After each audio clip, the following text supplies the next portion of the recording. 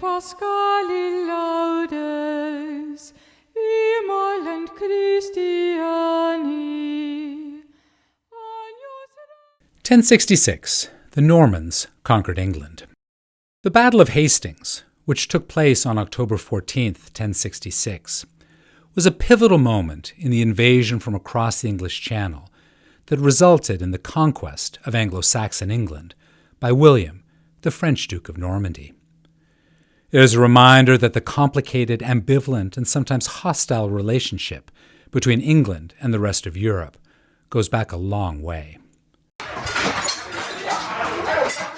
In January 1066, Edward the Confessor, King of England, died without an heir, which motivated several claimants to the English throne to begin a struggle for succession.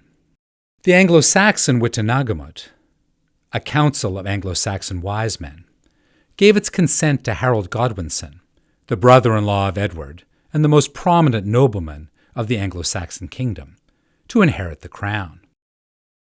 William, Duke of Normandy, and Harald Hardrada, King of Norway, however, immediately challenged the new king. William hinted that Edward had promised the crown to him, while Harold said much the same.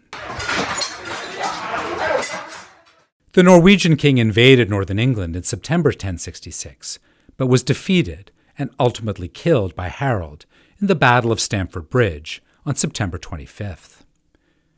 3 days later, William, Duke of Normandy, landed his fleet in the south of England at Pevensey, which forced Harold to rush back from the north. They met at Hastings on October 14th.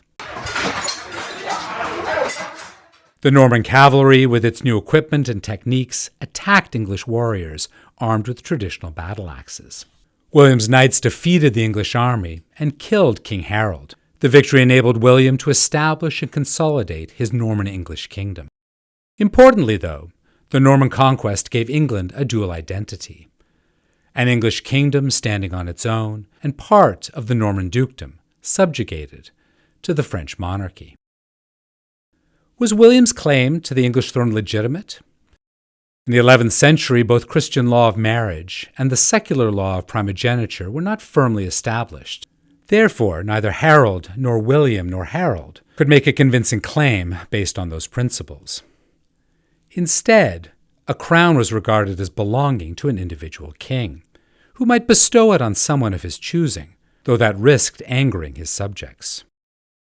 Therefore, William actually legitimized his English crown on the basis of a battlefield victory and a successful occupation thereafter.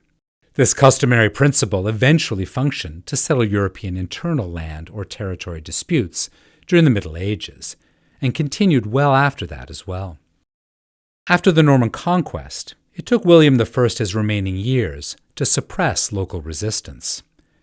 Many Anglo-Saxons resettled in Scotland, Ireland, Scandinavia, and even as far away as the Black Sea. The Normans implanted a feudal structure in England, enabling the Norman noblemen and knights to seize most landed estates. He demanded a loyalty oath from his subjects and conducted a comprehensive land survey, which was recorded in the Domesday Book. This in turn increased royal revenue and helped William I turn England into a much more centralized kingdom than most of the continental kingdoms, with a multi-ethnic population at the time. The traditional Witenagemot was gradually transformed into the Royal Council and ultimately gave birth to English Parliament. The sheriffs continued to manage local administrations on the king's behalf, and the county courts were preserved for settling local legal disputes by ever more standardized royal writs. And the Anglo-Saxon customary laws, with jury trial as its most impressive mechanism, were preserved and expanded into a system of common law. Most of all, the combination of the continental feudal practices and the English common law customs helped England to invent and produce a unique constitutional document, the Magna Carta, to balance the king's privileges and subjects' liberties in 1215.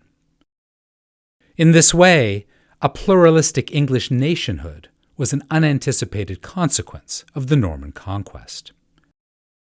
950 years after the Normans invaded and tied England to the continent, Britain voted in 2016 to leave the European Union. The 2016 vote for Brexit underscored that the English people had become troubled by the growing numbers of immigrants to their shores. Over the past decade, just as in centuries before, they now face a choice between reconstructing their 21st century nationhood on the basis of small-minded nativism or a more cosmopolitan, pluralistic integration. Agnus redemittavus, Christus innocens Patri, reconciliavit peccator